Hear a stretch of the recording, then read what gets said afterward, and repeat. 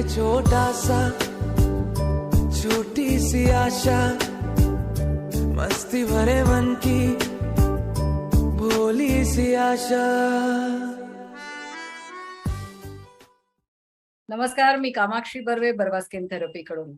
आजच्या बोल बर्वाच्या भागामध्ये आपण एका अशा पर्सनालिटीला भेटणार आहोत. हम एक ऐसी पर्सनालिटी से मिलेंगे, बात करेंगे जो एक कॉज लेके चल रही है. डॉक्टर दीप्ती जैन या मूळच्या आहेत नागपूरच्या. शादी के बाद में इंदौर में सेटल हुई. 2008 में इनके बेटे आदि का जन्म हुआ और 2011 साल में आदि को ऑटिझम स्पेक्ट्रम डिसऑर्डर असल्याचं डायग्नोसिस झालेलं आणि एका क्षणात बदललं दीप्तीचं आयुष्य. कधी अप कधी डाऊन असं रोलर कोस्टर राईड सारखं असणारं आयुष्य तिचं सुरू झालं. खुद से ऑटिज्म की इस दुनिया में आते हुए उसके जैसे पेरेंट्स को कौन से कठिन प्रसंगों से गुजरना पड़ता है, ये समझ के उसने आदिज नेस्ट नाम के एक सेंटर की शुरुआत की, जहां पे आदि की अपनी दुनिया तो थी ही, ऑटिज्म की एक अलग दुनिया थी और दीप्ति थी उसमें छुपी एक ऐसी माँ थी जो अपने बच्चे के साथ बाकी काफी सारे बच्चों को एक नेस्ट यानी एक घर देना चाहती थी, जहां पे वो एक खुले आसमान में उड़ सके, सपने देख सके, सपने बुन सके. मैं लेके चलूं एक ऐसे गगन के तले, जहां हम भी न हो आंसू भी न हो, बस प्यार ही प्यार पले. एक ऐसे गगन के तले सूरज की पहली किरण से आशा का सवेरा जागे. सूरज की पहली किरण से आशा का सवेरा जागे. चंदा की किरण से धुलकर घनघोर अंधेरा भागे. तो मिलते हैं डॉक्टर दीप्ति जैन इंदौर से. दीप्ति, वेलकम टू बोल बरवा. नमस्ते कामाक्षी जी. सबसे पहले तो a big thanks to you मुझे ये प्लेटफॉर्म प्रोवाइड करने के लिए, जहां मैं इतना सेंसिटिव सब्जेक्ट और बहुत अनछुआ सब्जेक्ट ऑटिज्म और इससे रिलेटेड आवाज लोगों तक पहुंचा सकूं. तो सबसे पहले धन्यवाद बोल बरवा को और कामाक्षी जी आपको. Thank you so much. मैं थैंक यू तो हमारी एक दोस्त का करना चाहूंगी जिसने हमें आपसे इंट्रोड्यूस किया था, जो आपसे पहले बोल बरवा में आ चुकी है, वृषाली पंडित या पूजा पंडित, जो एनवायरमेंटलिस्ट हैं और उन्हीं के जरिए हमें आपके बारे में पता चला था और आपसे हम लोग कनेक्ट हो पाए थे. तो पूजा के लिए भी कॉजेस के साथ दिल से जुड़ी हुई हैं. जो भी नेक काम या अच्छा काम कर रहे हैं उनको दिल से सपोर्ट करते हैं, and we are blessed to have such people in our lives.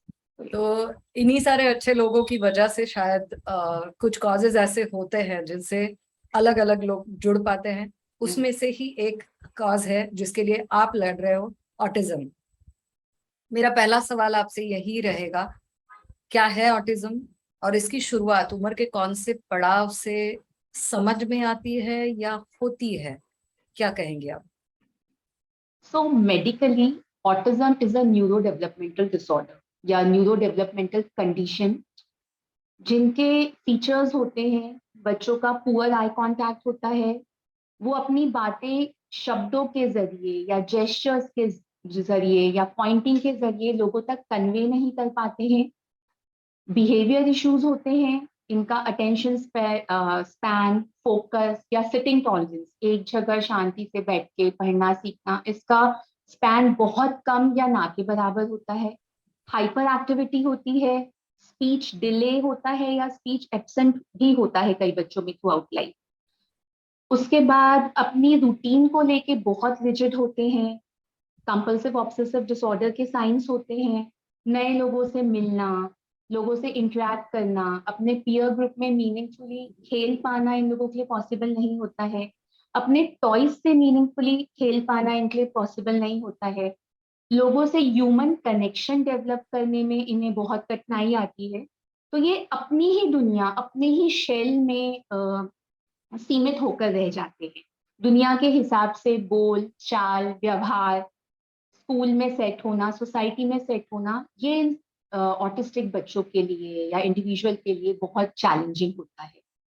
So yes, this is autism where there is a problem in development of speech and social interaction. इसकी शुरुआत या इसका पता जो चलता है वो लगभग 1 से 3 साल की एज के बीच में चलता है, जबकि ये बाकी नॉर्मल जो बच्चे होते हैं या जिनको हम न्यूरोटिपिकल किड्स कहते हैं उनसे इनका डेविएशन डिमार्केट होने लगता है कि बच्चे स्कूल में जाके सेट हो रहे हैं, बात कर पा रहे हैं, ये बैठ नहीं पा रहे हैं, कंटिन्यूस रन कर रहे हैं या जंपिंग कर रहे हैं, टीचर से या फ्रेंड से इंटरैक्ट नहीं कर पा रहे हैं। तो ये कुछ साइंस होते हैं जब धीरे धीरे पता लगता है कि this child is not in a main stream zone, he is different and इसी के चलते डायग्नोसिस होता है 1 से 3 साल की उम्र के बीच में।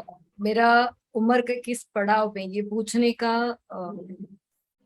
एक स्पेशल रीजन ये था कि कभी कभी ऐसा सोचा जा सकता है कि अगर ये न्यूरोलॉजिकल डिसऑर्डर है तो क्या माँ के पेट से इसकी गड़बड़ी आती है। तो कोई पेरेंट्स अगर ऐसे हैं कि जो इस लाइन पे खड़े हैं कि क्या भाई हमें पता चलेगा ये कब शुरू होता है या इसको हम लोग कैसे फाइंड आउट करें, तो मेरा पूछने का वही मतलब था कि पेरेंट्स अगर अवेयर होना चाहते हैं तो उन्हें समझ में आने के लिए क्या सिग्नल्स उनको लेने चाहिए। क्या ये पेट में समझ में आता है? So far, exact cause of autism is not known till date कि क्यों हुआ exactly. Although there are few causes that are supposed to induce such this thing, जिनमें एक होता है there might be a genetic factor. अगर birth के time oxygen deficiency है तो फ्यू स्टडीज से कि MMR वैक्सीन के बाद कुछ सिम्टम्स इनिशिएट होते हैं, और ऐसे बहुत सारे कारण हैं जो प्रोबेबल कॉजेज हैं। एग्जैक्टली क्यों होता है ये अभी तक clear cut fact based evidences नहीं है, कोई ठोस ऐसा कारण नहीं कोई बोला ठोस जाता। ऐसा नहीं है। एंड सेकेंडली जैसे डाउन सिंड्रोम है या सेरिब्रल पाल्सी है, इस टाइप की जो न्यूरो डाइवर्सिटीज हैं वो कई बार सोनोग्राफी या बाकी जेनेटिक टेस्ट वगैरह में डिटेक्ट होने के चांसेस होते हैं, but autism is mainly of behavioural origin. तो ये किसी भी टेस्ट में अभी तक जितना मेरा नॉलेज है डायग्नोस हो नहीं पाता है। ये मोस्टली जब बच्चा 1-1.5 साल की उम्र में आता है उसके बाद से ये फीचर्स एविडेंट होने शुरू होते हैं, जो बिहेवियर पैटर्न जब आपका अलग साइड में जाता है तब, क्योंकि मोस्टली ऑटिस्टिक किड्स के साथ अकम्पनिंग फिजिकल डिसेबिलिटी या ऐसे कुछ नहीं होता है अनलेस एंड अनटिल कोई और न्यूरो डाइवर्सिटी क्लब हो रही हो। So far according to best of my knowledge ये डायग्नोस नहीं हो पाता है प्रीनेटल लाइफ में। ओके, आप इस ऑटिज्म की दुनिया का पार्ट कैसे बने? 13th August 2008 Adi was born. My son Adi, who is now 14 years of age, he was born. And उसका बचपन देखे तो he was the most happy, loving, bubbly child. उसकी मुस्कान शायद दुनिया की सबसे सुंदर मुस्कान थी, आज भी है। It's like full of life. So we were very happy. He came as a bundle of joy, blessing. But जब वो 1.5 से 2 साल की उम्र में आया तब तक समझ में कुछ कुछ आने लगा था कि he is different from other kids. बात नहीं कर पाता था, अटेंशन नहीं था, आई कांटेक्ट नहीं था, कुछ चाहिए तो वर्ड्स नहीं थे साथ में। नॉर्मली बच्चे पॉइंट करके बताते हैं ये चाहिए जब बोल भी नहीं पाते, तो इनमें पॉइंटिंग टुवर्ड्स ऑब्जेक्ट मिसिंग होता है, ह्यूमन कनेक्शन डेवलप नहीं कर पाता था कि कोई बच्चा आया है तो kids want to play with other kids, वो कभी उस तरीके से खेल नहीं पाता था या वो ह्यूमन कनेक्शन ही डेवलप नहीं कर पाता था। टिपिकल इनके फीचर्स होते हैं लाइनिंग ऑफ ऑब्जेक्ट, टॉयज से मीनिंगफुली खेलने की जगह वो एक बिल्कुल सिस्टमैटिक लाइन में सब चीजें लगाता था। बिहेवियर इश्यूज थे, he was very hyper active, auditory stimming थी, he used to make different noises or sounds which were not usual. तो जब ये एक कंटिन्यूसली पैटर्न रहा 1.5 से 2 सवा 2 साल तक की उम्र में, एंड फिर फाइनली 2.5 साल में, बिकॉज आज से 14 साल पहले तो इतनी अवेयरनेस भी नहीं थी, ना सोसाइटी में ना तो मेडिकल प्रोफेशनल्स या नॉर्मल पीडियाट्रिशियंस के बीच में। तो जब भी मैं डॉक्टर्स को बताती थी कि बोलता नहीं है या स्कूल में सेट नहीं हो रहा है, प्ले ग्रुप में सेट नहीं हो रहा है, बिहेव अजीब सा करता है, तो वो यही कहते थे सिंगल चाइल्ड है, न्यूक्लियर फैमिली है, डिले होगा स्पीच में, बच्चे 5 साल तक बोलते हैं। बट फाइनली 2.5 साल का जब था तो एक चाइल्ड न्यूरोलॉजिस्ट थे, उन्होंने ये डायग्नोसिस मुझे हैंड ओवर किया कि your child is not normal, he is having autism spectrum disorder. And एक मेडिको होने के बाद भी वो शब्द मैंने उस समय पहली बार सुना था, and that came as a big shock to me that my son is not normal, he is having autism. और वहां से ये शब्द, ये ऑटिज्म मेरी दुनिया का पार्ट बना था when he was 2.5 years of age. ये जो टाइम पीरियड होता है, ये बच्चा और माँ के कनेक्शन बनने के लिए सबसे ज्यादा जरूरी टाइम होता है, जब वो माँ का हाथ पकड़ के चलने की कोशिश करता है या फिर जैसे आपने कहा चीजें दिखाता है, मांगता है। ये सिग्नल्स, अगर आज की हमारी इंटरव्यू कोई देख रहा है तो प्लीज ये सिग्नल्स कैच कीजिए। सोचिए कि अगर आपके बच्चे के बिहेवियर में ऐसे कुछ आपको दिख रहा है तो क्या आपको डॉक्टर के पास इस वजह से जाना चाहिए कि आपके बच्चे में कोई प्रॉब्लम तो नहीं है, ये ढूंढे ताकि उसका जीवन नॉर्मल जीने में उसको आसानी हो। अगर कोई भी माइलस्टोन नॉर्मल बच्चे का, एनी डेवलपमेंटल माइलस्टोन डिले है, B it walking, eye contact, gesture, sitting, हमें इन किसी भी सिग्नल को रिकॉग्नाइज करने में डिले नहीं करना चाहिए। एक बार सोच सकते हैं कि he might be having some problem, आप जरूर चाइल्ड न्यूरोलॉजिस्ट से मिलें, because early diagnosis is the key, early intervention, early therapies is the key. तो कहीं पे भी जो हमारे साथ हुआ कि डायग्नोसिस लेट हुआ, फिर इस दुनिया को समझने में बहुत देरी हुई, सही रास्ते पे आने में हुई, तो एक बहुत बड़ा गोल्डन पीरियड जो होता है अर्ली चाइल्डहुड का, वो कहीं ना कहीं कुछ हद तक कॉम्प्रोमाइज हो जाता है। तो अगर कोई भी डेवलपमेंटल डिले है तो early detection and early training is the की, इसे हमें किसी भी तरीके से नजरअंदाज नहीं करना चाहिए। आतापर्यंत आपले बोलबर्वाचे जेवढे म्हणून इंटरव्ह्यूज मेडिकल कॉस्टशी रिलेटेड झाले आहेत, या सगळ्या ठिकाणी आपल्याला हे एक वाक्य कायमच ऐकायला मिळालेलं आहे की अर्ली डिटेक्शन इज द की। कायमच कुठल्याही आजारामध्ये, कुठल्याही प्रकारच्या डिसऑर्डर मध्ये तुम्ही जितक्या लवकर या गोष्टीचं डिटेक्शन करून घ्याल, मग ते स्पीच आणि हिअरिंगच्या बाबतीत देखील आपण पाहिलं होतं, साध्या तापसर्दी खोकल्याच्या बाबतीत देखील आपण अंगावरती जे काढतो, आपल्याकडे जे म्हणलं जातं की आपण चटकन उठून डॉक्टरकडे जात नाही, ते पुढे जाऊन एखाद्या मोठ्या आजाराला आमंत्रण देणारं होऊ शकतं। तेव्हा कृपया आपली काळजी स्वतःची घ्या आणि अशा पद्धतीने जर तुम्हाला काही वेगळेपणा आढळत असेल आपल्या मुलाच्या वाढीमध्ये, त्याच्या प्रत्येक माइलस्टोन मध्ये, तर प्लीज रिस्पेक्टिव्ह डॉक्टरांशी जाऊन बोला। याच्यामध्ये लपवण्यासारखी कोणतीही गोष्ट नाही आहे, ती त्या मुलाच्या आयुष्यासाठी अत्यंत चांगला परिणाम करणारी होणार आहे। मला दीप्ति, मुझे आपसे एक बात पूछनी है कि ऑटिज्म का कोई ट्रीटमेंट या क्योर है? टिल डेट ऑटिज्म का कोई श्योर रेमेडी या क्योर नहीं है, दुनिया में कहीं भी नहीं है।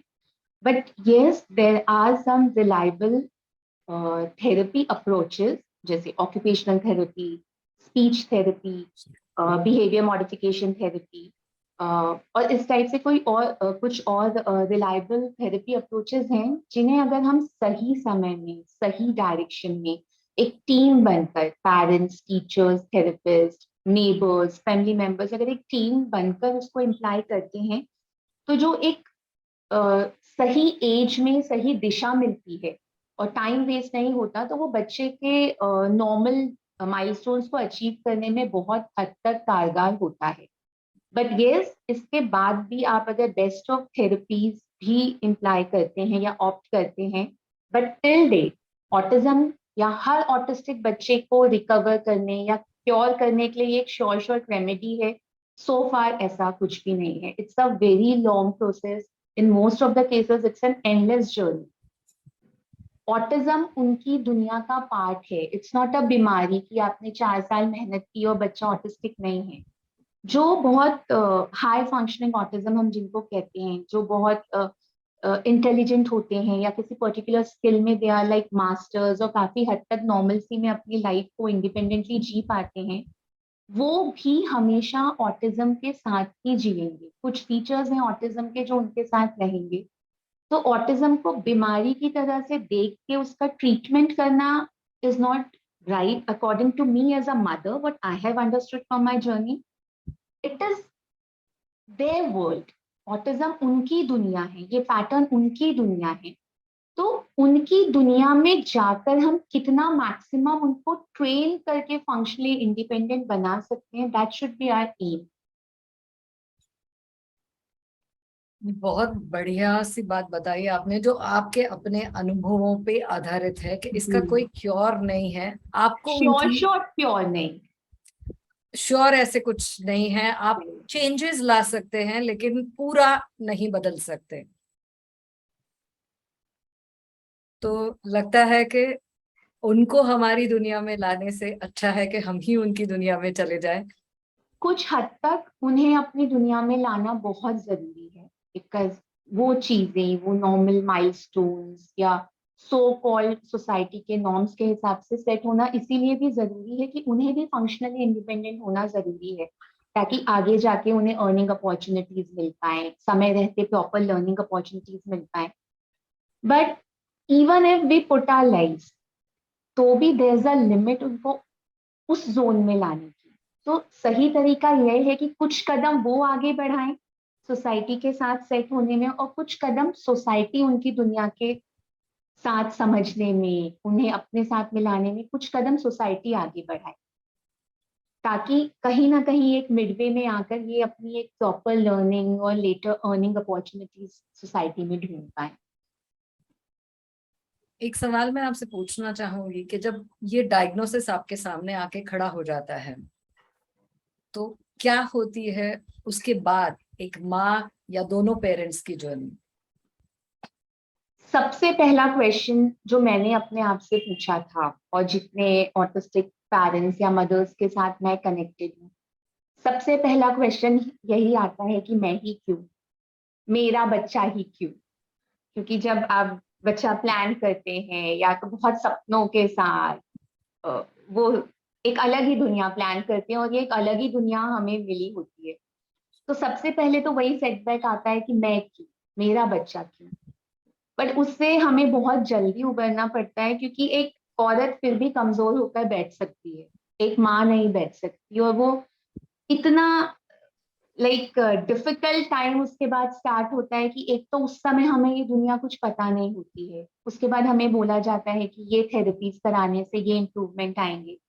तो हम बस उस दौड़ में लग जाते हैं, बच्चे को एक क्लास से दूसरी क्लास ले जाना, दूसरी क्लास से तीसरी क्लास, ओटी हो गया उसके बाद स्पीच ले जा रहे हैं, स्पेशल एजुकेशन ले जा रहे हैं, बहुत कोशिश कर रहे हैं कि कैसे भी बच्चा बस नॉर्मल स्कूल में सेट हो जाए, उसका स्कूलिंग डिसकंटिन्यू ना हो जाए। तो ये एक बहुत डिफिकल्ट फेज स्टार्ट होता है, स्पेशली एक मदर के लिए, because most of the cases में वही प्राइमरी केयरटेकर हो जाती है। बहुत एजुकेटेड और बहुत हाईली क्वालिफाइड मदर्स को अपना बहुत लुक्रेटिव करियर छोड़ना पड़ता है, बिकॉज उस टाइम बच्चा आप किसी केयरटेकर या ऐसे किसी के हाथ में भी नहीं दे सकते हो कि वो उसे क्लासेस ले जाए। A mother has to be there with the child and she should be there. I mean that is very very important. दोनों पेरेंट्स को होना चाहिए, but in our society most of the cases में वो mother's पे ही आ जाती है सारी जिम्मेदारी। तो एक बहुत डिफिकल्ट और बहुत एग्जॉस्टिंग जर्नी, जो कि मेंटली, फिजिकली, इमोशनली, फाइनेंशियली बहुत एग्जॉस्टिंग होती है। इतने सारे थेरेपीज को ऑप्ट करना, दिन भर बच्चे को लेके जाना, जो एज है उसकी खुल के खेलने की, वो थेरेपीज में बाउंड होता जाता है। उस समय आपके लिए ये कॉल लेना बहुत डिफिकल्ट होता है कि स्कूल में भेजा जाए या ना भेजा जाए।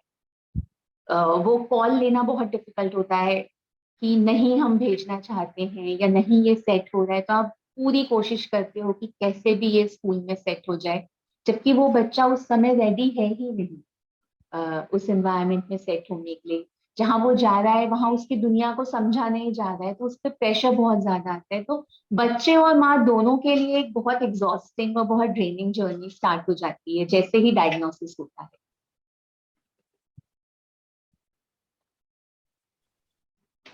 मुझे सवाल पूछते हुए भी वो सारा शायद जो अनदेखा आपका एक जर्नी है आपकी, जो एक पेंडुलम के एक कॉर्नर से दूसरे कॉर्नर तक जाना है, वो शायद आंखें बंद करती हो तो सीधा सीधा सामने आना शुरू हो जाता है। सबसे ज्यादा जरूरी है एक ऑटिस्टिक बच्चे के लिए ट्रीटमेंट में एक एस्पेक्ट या एंगल क्या होता है, किस तरह की ट्रीटमेंट उसे चाहिए होती है। मैं सिर्फ मेडिकल ट्रीटमेंट के हिसाब से नहीं कह रही हूँ, ट्रीटमेंट जो आपने अभी कहा सोसाइटी में जीने के लिए, नॉर्म्स पे चलने के लिए क्या ट्रीटमेंट उसको समाज से या घर से, पहले तो घर से ही शुरुआत होती है, फिर आप बाहर जाते हो, सर्कल बड़ा होता है, घर के आजू बाजू के बच्चे हैं या फिर बिल्डिंग में रहने वाले, एरिया में रहने वाले बच्चे हैं, फिर कहीं जाके स्कूल होता है, ऐसे ऐसे सर्कल्स आपके बढ़ते जाते हैं। तो ये क्या ट्रीटमेंट होता है जो इन बच्चों को चाहिए होता है?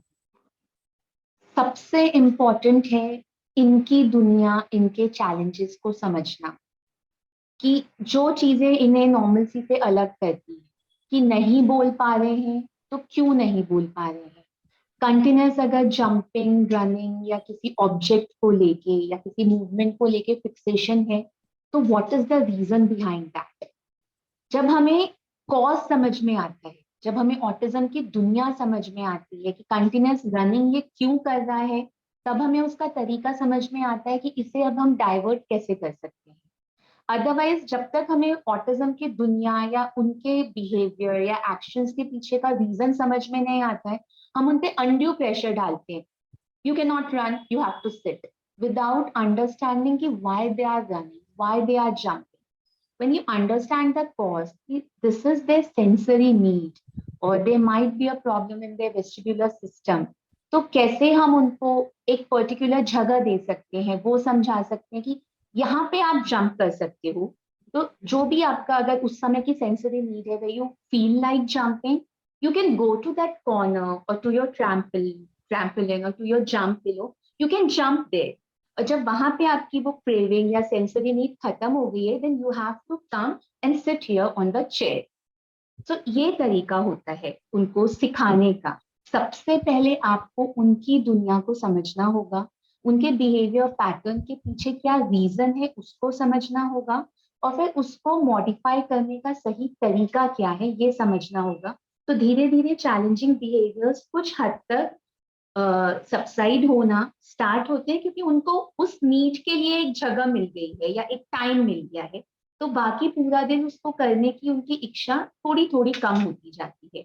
और यही सेम पैटर्न उनकी लर्निंग का होता है। अगर हम एकेडमिक्स देखें या एजुकेशन देखें, मीन एजुकेशन में I am not talking about studies वाला education, it's about functional academics, कि आपको उनको स्पीच सिखाना जरूरी है, रीडिंग सिखाना जरूरी है, अपनी नीड्स दूसरों तक कन्वे कर सके वो सिखाना जरूरी है। If not very hi fi mathematics but basic calculation, ताकि वो एक फंक्शनल लाइफ में आ सके, ये सिखाना जरूरी है। तो ये पूरा जो उनका एक फंक्शनल एकेडमिक्स होता है या उनकी लर्निंग होती है या अपनी day to day simple activities, be it अपने हाथ से ब्रश करना या बी इट सिर्फ पेंसिल ग्रास लेना, ये इतनी छोटी एक्टिविटी को भी हमें स्टेप्स में ब्रेक डाउन करके सिखाना पड़ता है। तो इनको सिखाने का बेस्ट तरीका यही है कि हर एक प्रोसेस को या हर एक टास्क को छोटे छोटे टास्क में ब्रेक डाउन करें। पहले सबसे सिंपल टास्क सिखाएं। जैसे अगर आपको लिखना सिखाना है तो उसके लिए आपको पेंसिल ग्रास्प सिखाना होगा, जिसके आपको उसके पहले फाइन मोटर और ग्रॉस मोटर एक्टिविटीज पे काम करना होगा। तो उतने बेसिक पे जाना है कि क्या उसका फाइन मोटर एक्टिविटीज के लिए उसकी फिंगर्स ऐप्ट हैं, क्या उसका ग्रॉस मोटर में वो ऐप्ट है। फिर हम जैसे हमने पहले उसको दाने उठाना सिखाया था, फिर धीरे धीरे ट्राइपॉड ग्लास वगैरह से लगा के फिंगर लाइक पेंसिल ग्लास लाना स्टार्ट किया। जब वो हो गया तो just join the dots, and वो भी तब when you feel like, when you are not feeling pressurised, because pressure में कोई भी इंडिविजुअल, बी इट ऑटिस्टिक और नॉर्मल, अपना बेस्ट परफॉर्म नहीं कर सकता है। So when their minds are not agitated, when they are calm, तब हम उनको सिटिंग टॉलरेंस डेवलप करते हैं। तब उनके जो टास्क होते हैं उनको सिंपल प्रोसेस में ब्रेक डाउन करके बेसिक से फिर थोड़ा थोड़ा डिफिकल्ट इस पे लेके जाते हैं। और सिखाने के लिए भी बेस्ट तरीका ये है कि उनकी दुनिया में जाएं और देखें कि उनका इंटरेस्ट जोन क्या है। बिकॉज इन बच्चों का फिक्सेशन या ऑब्सेशन बहुत होता है। जो मेरा बेटा है आदि, वो अल्फाबेट्स को लेके बहुत ऑब्सेस था, तो मैंने उसको इतने टाइप ऑफ अल्फाबेट्स के गेम्स दिलाए कि अगर आप ये करोगे you will get alphabet game. Sand पे बच्चों के लिए खेलना नॉर्मल बच्चों के लिए भी बहुत इंपॉर्टेंट सेंसरी थेरेपी या प्ले होता है। तो मैं उसको सैंड पे अल्फाबेट्स लिखवाती थी। जब उसको वहां लिखने में मजा आया तो उसने फिर कभी ना कभी कॉपी में लिखना स्टार्ट कर दिया। तो उनका इंटरेस्ट क्या है, किस चीज में उनका फिक्सेशन है, वो आप पता करते हैं और फिर पूरी लर्निंग उनकी उनके इंटरेस्ट जोन के अराउंड डिजाइन करते हैं, ताकि जो हम सिखाना चाहते हैं उसमें कहीं ना कहीं वो हमारे साथ एक ह्यूमन कनेक्ट डेवलप कर पाते हैं, क्योंकि हम उनके इंटरेस्ट जोन में जाके कर रहे हैं। और जब वो ह्यूमन कनेक्ट या बॉन्ड डेवलप कर पाते हैं जो उनको सिखा रहा है, B it mother, teacher, therapist, friend, sibling, कोई भी, जब वो human bond of comfort, confidence develop होता है तो उनकी लर्निंग पे धीरे धीरे फैसिलिटेट होती है। या दिस इज द मैं थोड़ा सा एक अलग अलग बात बताने की कोशिश शायद कर रही हूँ। हम सब ने तारे जमीन पर देखा हुआ है। राइट। तारे जमीन में जिस बच्चे को दिखाया गया है वो ऑटिज्म स्पेक्ट्रम डिसऑर्डर का ही एक कैरेक्टर दिखाया गया है, जहाँ पे वो अल्फाबेट्स के साथ में काम नहीं कर पा रहा है, उसे शर्ट के बटन्स लगाना नहीं आ रहा है। काफी आसान तरीके से फिल्में भी हमें कुछ ना कुछ सिखाने की कोशिश करती हैं। हम कितना उसमें से ले पाते हैं ये हमारे ऊपर होता है। अगर वो फिल्म, ये इंटरव्यू देखने के बाद हम लोग फिर एक बार देखने की कोशिश करें तो शायद हम उनकी दुनिया में कहीं छोटा सा दरवाजा खोलने की कोशिश शायद कर सकते हैं। आज जो हमारा इंटरव्यू सब देख रहे हैं, प्लीज इंटरव्यू हमारा खत्म होने के बाद में तारे जमीन पर फिर से एक बार एक अलग नजरिए से देखने की कोशिश कीजिए। शायद शायद आप वहां पे पहुंच सके। तारे जमीन पर जो बॉय जो पोर्ट्रेट किया था उससे डिसलेक्सिया था, जिसमें आप अल्फाबेट जंबल होते हैं, आपको राइटिंग रीडिंग प्रॉब्लम होती है। And I'm very thankful to the awareness that is being created because of the movies. उसमें डिसलेक्सिया के सब्जेक्ट को बहुत सुंदर तरीके से पोर्ट्रे किया। माय नेम इज खान में हाई फंक्शनिंग ऑटिज्म या एस्पर्गर सिंड्रोम को बहुत अच्छे से पोर्ट्रे किया गया। बर्फी मूवी में जो प्रियंका चोपड़ा का किरदार था, उसमें जो मेन स्ट्रीम ऑटिस्टिक किड्स होते हैं जिनको काफी हद तक अफेक्ट किया है, उसको बहुत अच्छी तरीके से पोर्ट्रे किया गया है। और अगर ऐसी मूवीज जो कि ऑटिज्म या किसी भी टाइप की न्यूरो डाइवर्सिटी या डिसेबिलिटी को सामने लेकर आती हैं तो ये समाज के लिए एक बहुत अच्छा विषय है, क्योंकि जागरूकता आती है, अनडाउटेडली आती है। और पेरेंट्स के लिए जो या आम लोगों के लिए जो इन डायग्नोसिस से जुड़ा हुआ एक स्टिग्मा या टैबू है, कहीं ना कहीं उसके बाहर जाकर इनकी एक बहुत सुंदर और प्योर दुनिया को देखने का लोग ट्राई तो करते हैं एटलीस्ट। तो बहुत जरूरी है इन विषयों पे बात करना, लोगों के सामने इस पे प्रकाश डालना बहुत जरूरी है। काफी बार फिल्मों को कोसा जाता है कि फिल्में देख के लोग बिगड़ जाते हैं।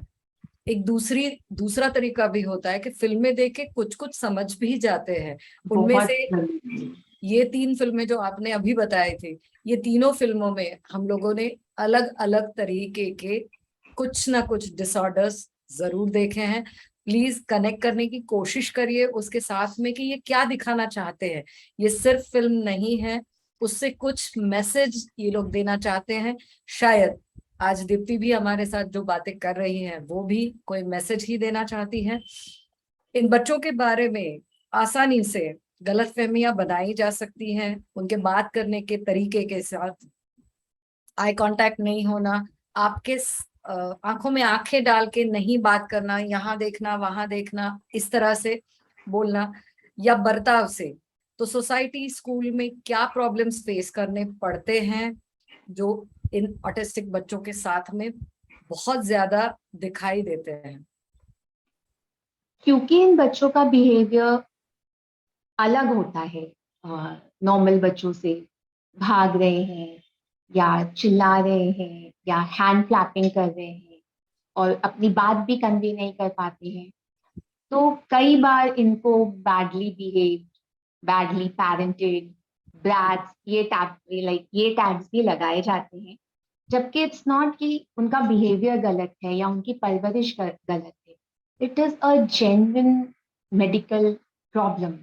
They can not regulate themselves. वो अपने एजिटेटेड माइंड को, उनको वो सेल्फ रेगुलेशन नहीं आ पाता है क्योंकि their brains are wired differently.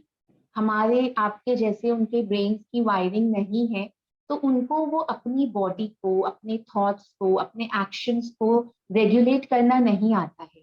जिस तरीके से उनकी वायरिंग है, उन्हें दूसरों के पॉइंट ऑफ व्यू को समझना नहीं आता है। वो नहीं समझ सकते कि इसका कॉन्सिक्वेंस क्या है, ये क्या मैसेज कन्वे कर रहा है और इसका रेपरकशन मुझ तक क्या आ सकता है। इतनी कॉम्प्लेक्स थॉट प्रोसेस को या इमोशंस को वो नहीं समझ पाते हैं, इसीलिए उनका बिहेवियर अलग होता है। तो यही सारे बिहेवियर्स हमें स्कूल में या सोसाइटी में या जब हम उनके साथ ट्रैवल करते हैं तो बहुत चैलेंजेस फेस करना पड़ता है कि क्यों ये भाग रहा है, क्यों ये नहीं बैठ रहा है, क्यों ये किसी को जाके टच करता है, क्यों ये किसी का सामान ले रहा है।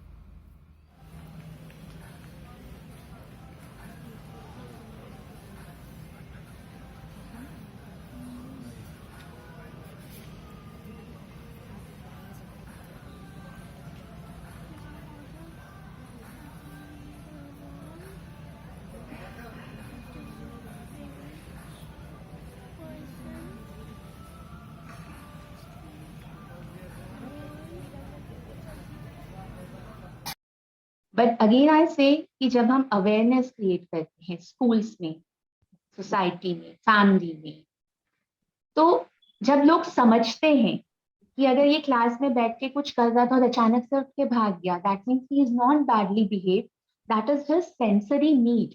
उसे अपने आप को रेगुलेट करने के क्या पता 2 या 3 बार जाके रनिंग या जंपिंग करना जरूरी है। तो अगर इस दिशा में स्कूल्स, हमारा एजुकेशन सिस्टम या फैमिली मेंबर्स या सोसाइटी समझती है कि ये उनकी एक बेसिक नीड है खुद को सेल्फ रेगुलेट करने की, तो फिर सिस्टम ऐसा डिजाइन किया जाता है जो कि डेवलप कंट्रीज में कुछ हद तक हमारे यहाँ से बेटर है, क्योंकि अवेयरनेस है उनके यहाँ, इसीलिए वो वैसा सिस्टम डिजाइन कर पाए कि नॉर्मल बच्चों के साथ इनकी भी मेन स्ट्रीम स्कूलिंग जहां तक पॉसिबल हो सके, जिस बच्चे की जो क्षमता है वो हो सके। धीरे धीरे हमारे यहाँ भी अवेयरनेस के साथ बदलाव आ रहे हैं। स्कूल्स हैं जो स्पेशल किड्स को, चिल्ड्रन विद स्पेशल नीड्स को एडमिशन दे रहे हैं। उन्होंने अपने यहाँ स्पेशल एजुकेटर्स हायर किए हैं, अपने यहाँ वो जोन बनाया है कि जब उनकी अगर कोई सेंसरी नीड है या जिस समय वो रेडी नहीं है पूरे ग्रुप के साथ सेट होने में, तो उनको इंडिविजुअल अटेंशन या उनकी इंडिविजुअल नीड पूरी की जाए। तो ये बदलाव आने शुरू हो गए हैं, बल जिस स्तर पर बेसिक से हायर तक लाने की जरूरत है, अभी उतना हो नहीं पाया है, but yes, things are going in a positive direction, and with proper awareness and acceptance, I am very sure कि near future इन बच्चों के learning के लिए, इन्हें सोसाइटी और स्कूल में सेट करने के लिए और बेहतर माहौल बनेगा। ऑटिज्म की छोटी छोटी बातें जो समाज के लिए बड़ी लगती हैं, वो क्या होती है, जिन्हें हम नॉर्मल रहना कह सकते हैं, जैसे बाकी बच्चे नॉर्मल रहते हैं, क्या कहेंगे आप इस बारे में? अगर मैं आपके सवाल को इस तरीके से लूं कि समाज को इन बच्चों के लिए क्या समझना बहुत ज्यादा जरूरी है, सबसे पहला यही कि इनका जो बिहेवियर है, ये इनका बैड बिहेवियर नहीं है, ये इनकी जेन्युइन प्रॉब्लम है, उनके ब्रेन की वायरिंग की या उनके जो नीड्स हैं बॉडी की, उस वजह से ये ऐसा करते हैं। इट्स नॉट कि ये इंटेंशनली करते हैं। तो जब आप उनके बिहेवियर को समझते हैं, जब आपको अवेयरनेस मिलती है, तो अवेयरनेस से आता है एक्सेप्टेंस। आप उस बच्चे को जैसा है, बिना उसे बदले, प्यार से, खुले, with open arms, you accept that child. You give him that love or that acceptance that any individual needs. We all need acceptance the way we are. हमें कोई भी बदले प्रेशर डाल के, वो हम सबके लिए बहुत दुखद होता है। हाँ, बदलने की जरूरत है, और कोई प्यार से संभाल कर, हाथ पकड़कर सही दिशा दिखाए, वो हम सबकी जरूरत है, और वो इनकी भी जरूरत है। इनके केस में वो बहुत ज्यादा टेंडर लविंग केयर के जरिए करना पड़ता है, बिकॉज वो नहीं समझ पाते हैं दूसरों का पॉइंट ऑफ व्यू। तो समाज समझे कि इन बच्चों के साथ मिलने जुलने, इनकी दुनिया को समझने की जरूरत है। अपने नॉर्मल बच्चों को समझाने की जरूरत है कि आपको इनका फ्रेंड बनना है, दो वो नहीं कम्युनिकेट कर पाते या वैसे नहीं खेल पाते, पर उसके कुछ चैलेंजेस हैं। You have to understand, and you should make them part of your play, your birthday parties, your music events, dance events. आप इन्हें भी बुलाएं, इन्हें भी पार्टिसिपेट करने का मौका दें, इनके लिए भी क्रिएट करें ऐसी अपॉर्चुनिटी कि ये नॉर्मल दुनिया में मिक्स होने की एक कॉन्फिडेंस इनमें भी आ पाए। इन्हें पार्टिसिपेट करने का मौका दें, इन्हें जीतने का मौका दें, इन्हें अपने साथ लाने का मौका दें, जो भी इनके चैलेंजेस है उनको समझते हुए। और जब आप उनको वो प्यार, कंफर्ट और वो सिक्योरिटी फील कराते हैं, तो इट इज 100% श्योर कि आपके साथ फिर उनका वो ह्यूमन बॉन्ड डेवलप होता है, and then they show progress, और व्हाट यू से एक स्टेबल जोन में आने की वो कोशिश करते हैं। आपने जो कहा दीप्ति, शायद नॉर्मल बच्चे जो है वो कब के रैट रेस में लग चुके हैं। ये जो बच्चे हैं, ये एक खुली जिंदगी जीना चाहते हैं, तो उन्हें वो कोशिश करने के लिए एक खुला आसमान देने की जरूरत होती है, जो हमारी जिम्मेदारी है, सोसाइटी की जिम्मेदारी है कि कहीं अगर आप पार्क में बैठे हो और आपको हैंड फ्लिपिंग करता हुआ बच्चा दिखाई दे, तो उसकी तरफ घूर के ना देखें कि ये क्या हो रहा है, ये तो हो सकता है। इस नजरिए से देखने की कोशिश करें कि हाँ, ऐसे हो सकता है, इसकी ये जरूरत हो सकती है, या अगर उसके साथ उसकी माँ है तो उससे बात करने की कोशिश करें कि आप उसकी कुछ मदद कर सकते हैं क्या, ना कि क्यूरियोसिटी से। Yes. बहुत ज्यादा सपोर्टिव होते हैं कि when our kids are not behaving according to social norms, and इनके एक फेज होता है विच इज सेंसरी मेल्टडाउन, जहाँ पे बहुत बिहेवियर का आउटबर्स्ट होता है, जब वो अपने आप को बिल्कुल रेगुलेट नहीं कर पाते हैं। फॉर एग्जाम्पल, अगर आप एयरपोर्ट पे ले गए, उसके लिए वो माहौल बिल्कुल नया है, आप उसको नहीं वो सोशल स्टोरीज के थ्रू समझा पाए, या बच्चा समझा पाया कि क्या एकदम से नया एक्सपीरियंस आपको मिलने वाला है। तो अगर ऐसे कुछ एक्सपोजर्स होते हैं जहां वो अपने नर्वस सिस्टम को रेगुलेट नहीं कर पाते हैं, या कोई इन बच्चों के लिए कोई टच या साउंड या टेस्ट कई बार इतना अनोइंग हो जाता है कि वो इनके सेंसरी मेल्टडाउन को इनिशिएट करता है, which is an extreme outburst of behaviour, जो बहुत अनकंट्रोलेबल होता है, और जिसे विटनेस करना is not a very pleasant feeling. तो अगर आप कोई पब्लिक प्लेस में है, स्कूल, स्टेशन, एयरपोर्ट, होटल, और कोई बच्चा अगर आपको एक्सट्रीम बिहेवियर आउटबर्स्ट शो करता दिखे, तो मैं ये रिक्वेस्ट करूंगी सारे व्यूअर्स से कि उसे या उसके मदर को या उसके पेरेंट्स को कभी जज ना करे for being badly behave. This child would be having autism or any such related developmental or neurodevelopmental disorder. Try to understand the cause behind the behavior. Try to support them as much as you can. उन्हें थोड़ा comfortable feel कराने की जरूरत होती है mother को, parents को. क्या पता आपका एक छोटा सा सपोर्टिव जेस्चर उस बच्चे या उस माँ के लिए उस समय कितना कंफर्टिंग होगा, ये शायद आप समझ भी नहीं सकते. बिकॉज क्योंकि मैंने आदि को लेके काफी ट्रैवल किया है, मुझे उसे दुनिया दिखानी थी, बुक से बाहर दिखाना था कि this is snow, this is beach. तो मैंने बहुत हिम्मत करके कुछ टूर्स उसे कराए हैं, और हर टूर में मुझे कहीं ना कहीं सोसाइटी से, एयरपोर्ट पे, फ्लाइट में, होटल में ये सपोर्ट मिला. तब मुझ में वो कॉन्फिडेंस आया कि मैं एक टूर के चैलेंजेस के बाद भी दूसरा टूर प्लान कर पाऊँ. तो क्या पता किसी बगल बैठे यात्री ने मुझे सिर्फ इतना बोला, इट्स ओके, सामने बैठे ने बोल दिया कि ठीक है, वो कंटिन्यूस मेरे सीट पे लेग मार रहा है, it's okay, not a big deal, I understand. This I understand ने मुझे वो हिम्मत दी कि मैं उसे पहाड़ दिखाने के बाद समंदर भी दिखा पाई, वादियां भी दिखा पाई, बर्फ भी दिखा पाई.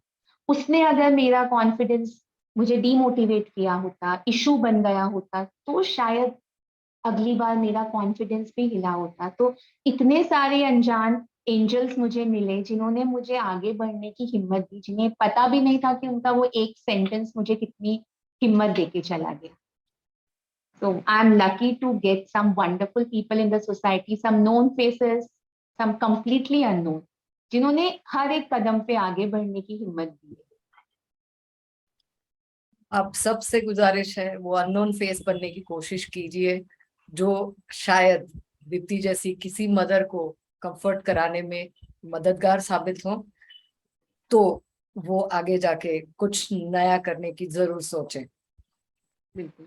मुझे बताइए दीप्ति के बच्चों के इन प्रॉब्लम्स से कैसे डील किया जा सकता है, जो सबको सब जो आजू बाजू का एटमॉस्फेयर है वो थोड़ा सा हल्का हो जाए या आसान हो जाए.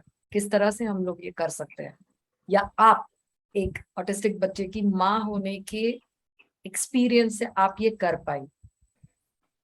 सबसे जरूरी होता है उन पे प्रेशराइज ना करें उन्हें, चाहे उनकी स्पीच इनिशिएट करने के लिए, चाहे लर्निंग के लिए, या स्कूल में सेट होने के लिए. सबसे पहले आप ऑटिज्म की दुनिया, उनकी जो नीड्स हैं, उनको समझकर उनको वो नीड्स देने की कोशिश कीजिए. उनको उनकी दुनिया में पहले कंफर्टेबल और एक्सेप्टेड फील होने दीजिए, और उसके बाद जब वो रेडी हो तो उनके इंटरेस्ट जोन के अराउंड उनके एक्टिविटीज को बिल्ड करके उन्हें धीरे धीरे अपनी दुनिया में लाने की कोशिश कीजिए.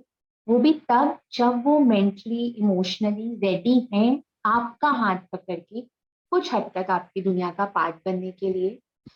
और हमेशा इस टेंशन में जीने से कि मुझे मेरे बच्चे को आइडियल बिहेव कराना है, नहीं तो लोग क्या सोचेंगे, कुछ हद तक आप बच्चे को ट्रेन कीजिए, और कुछ हद तक आप अपने आसपास जो समाज है उनमें अवेयरनेस लाने की कोशिश कीजिए कि कितना भी कोशिश करे, इस बच्चे की और मेरी एज अ मदर एक लिमिट है.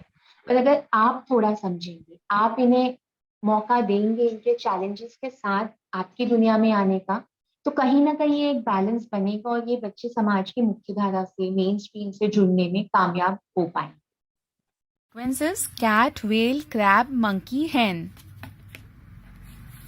Start. Crab, monkey,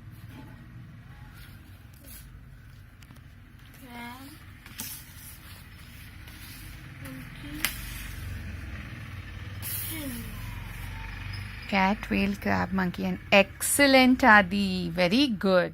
16, 17, 18, 19, 21, 23, 25, 27, 29.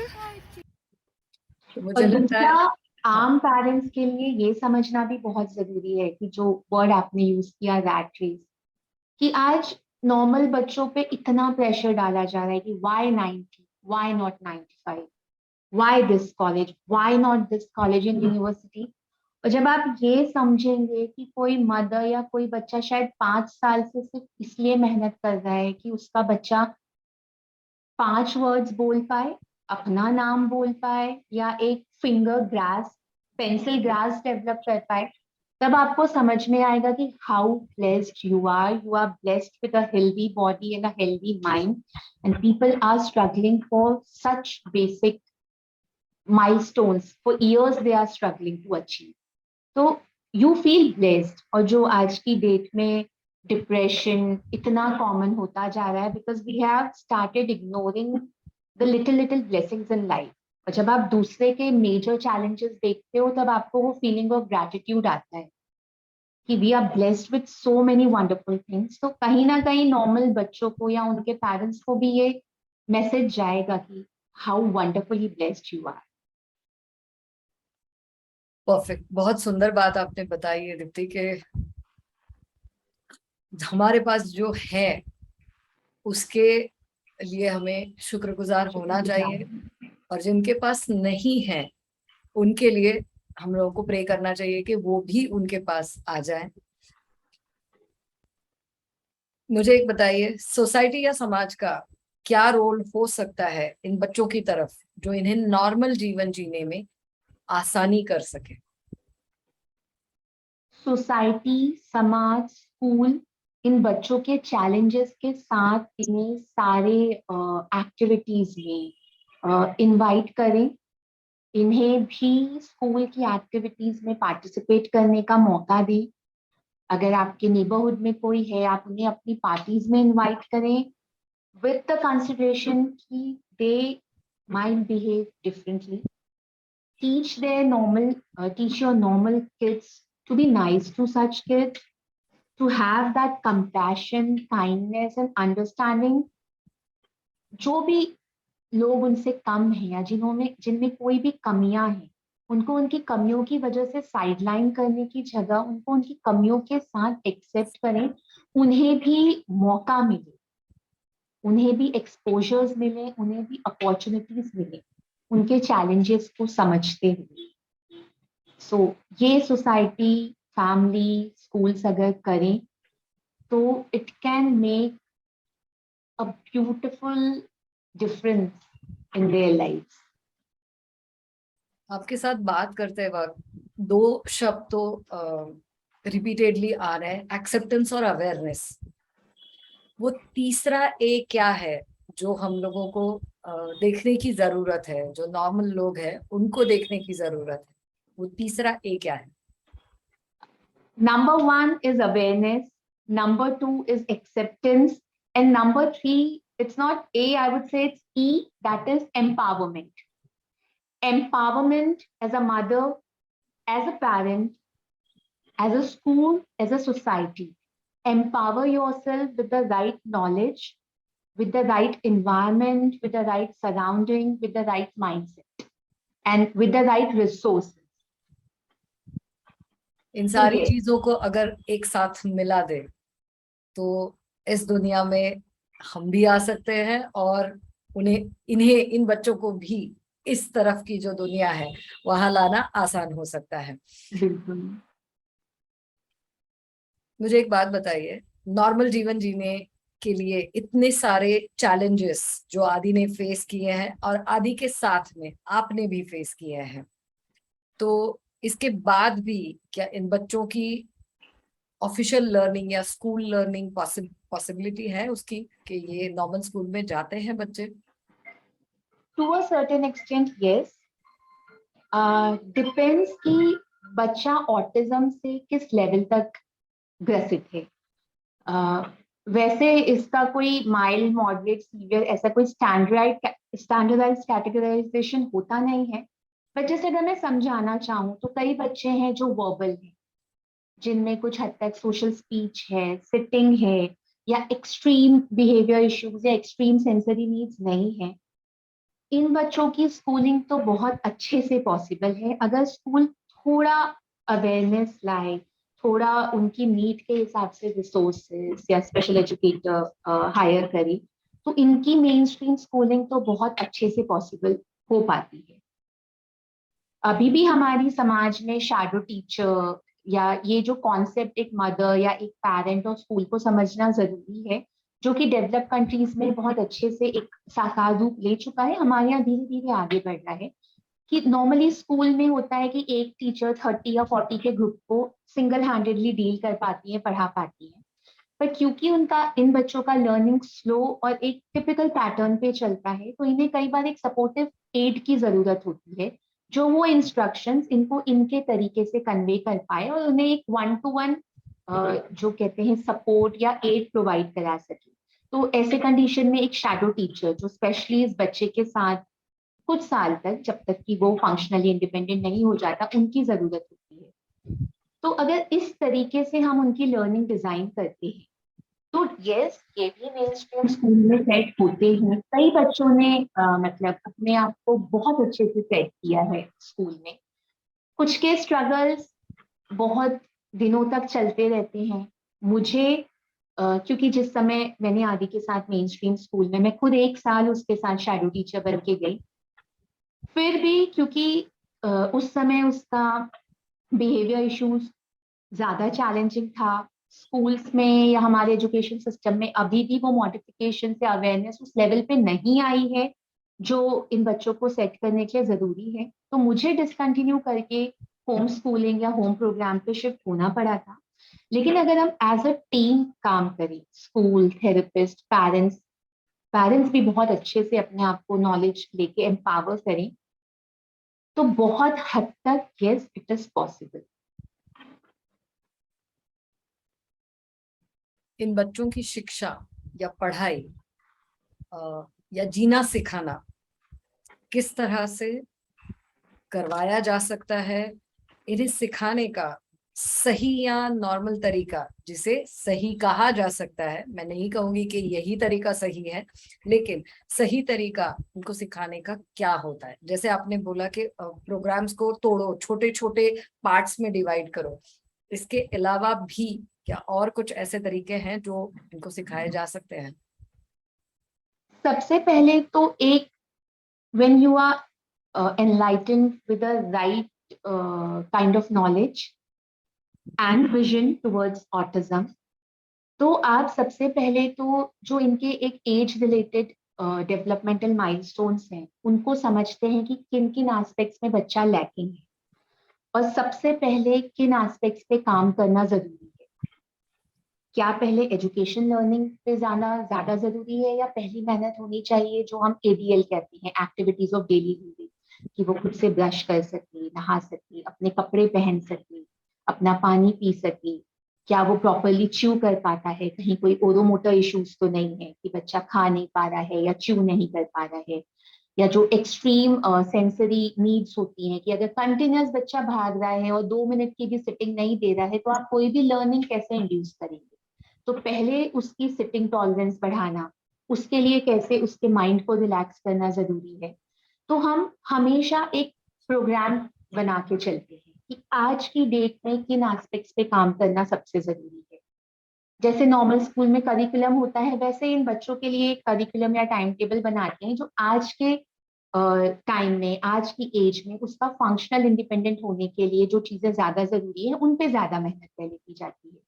और फिर कोई भी टास्क है, फॉर एग्जाम्पल टॉयलेट ट्रेनिंग या इंडिपेंडेंट ब्रशिंग योर टीथ, जो कि बहुत जरूरी है कुछ भी और चीज सिखाने से पहले, तो जो भी आज की डेट का प्रॉब्लम एरिया है, उनको हम लेके बैठते हैं। और फिर उसमें क्या प्रोसेस है कि अगर ब्रश करना है तो पहले तो क्या आप ब्रश को होल्ड कर पा रहे हो, क्या आप ये मूवमेंट्स को समझ पा रहे हो, क्या आपको अप डाउन फ्रंट बैक का कॉन्सेप्ट है, क्या आप पेस्ट के टेक्सचर को वो बच्चा या टेस्ट को वो बच्चा बर्दाश्त कर पा रहा है, क्योंकि अगर ओरोमोटर या टेस्ट को लेके सीवियर उसके इश्यूज हैं, तो वो तो शायद वो टेक्सचर या टेस्ट को ही नहीं अलाउ करेगा।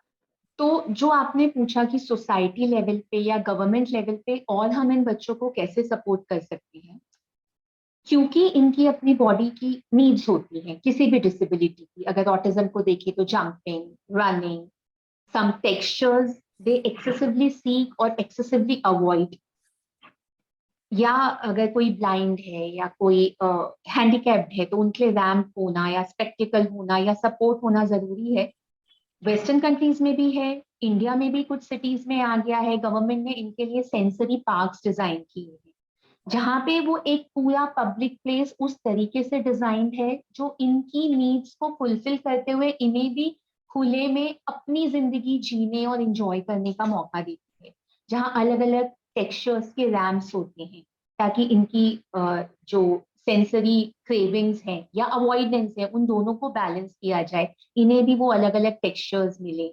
अगर इनकी जंपिंग की नीड है तो बड़े बड़े ट्रैम्पोलिन्स होते हैं या बैलेंसिंग स्विंग्स होते हैं जहां इनके बैलेंस को फैसिलिटेट कर सकते हैं। तो ऐसे कई सारे सेंसरी पार्क्स बाहर हैं, कुछ इंडिया में बन गए हैं। अब ये हर सिटी में या हर जगह पे या हर स्कूल में एक ऐसा जोन हो जहां इन्हें अपनी ये क्रेविंग्स फुलफिल करने का या इन चीजों के साथ एक्लिमेटाइज करने का मौका मिले, तो धीरे धीरे इनके लिए अपनी दुनिया में रिलैक्स होकर उन जरूरतों को पूरा करके हमारी दुनिया के हिसाब से सेट होने में और ज्यादा सहूलियत मिलेगी। और मैं लोगों से ये भी कहना चाहूंगी कि जो डिसेबिलिटीज एविडेंट होती है, जिन्हें हम आंखों से देख सकते हैं कि अगर किसी का पैर नहीं है या कोई ब्लाइंड है, तो हम उनके साथ इमीडिएटली कनेक्ट कर पाते हैं उनकी जरूरतों के साथ, क्योंकि हमें वो समझ में आता है कि दिखाई they देता है, need समझ में this आता है। kind of support, so we are ready to give them। पर जो डिसेबिलिटीज विजिबल नहीं है, फॉर एग्जाम्पल ऑटिज्म, और if we talk about mental issues then depression, तो जब तक आप ये जो इनविजिबल डिसेबिलिटीज हैं, जब तक आप इनको समझेंगे नहीं, तब तक आप इनको सपोर्ट नहीं कर पाएंगे। तो जब आप इनकी दुनिया को समझने लगते हैं तो आपको अपने आप समझ में आने लगता है कि अब हम इनको कैसे सपोर्ट कर सकते हैं। तो both the disabilities, be it visible और those who are not visible, दोनों के लिए वो understanding, awareness, acceptance and compassion is very much needed in the society. ये बहुत जरूरी है कि सोसाइटी में ये बदलाव आने शुरू हो जाए तो जीना सबके लिए शायद आसान हो सकता है। बोलबरवा के इस एपिसोड में हम मिले डॉक्टर दीप्ति जैन से। ऑटिज्म के बारे में और थोड़ी जानकारी पाना अभी बाकी है, इसीलिए हम उनसे एक बार फिर से मुलाकात करेंगे अगले शनिवार सुबह 11 बजे।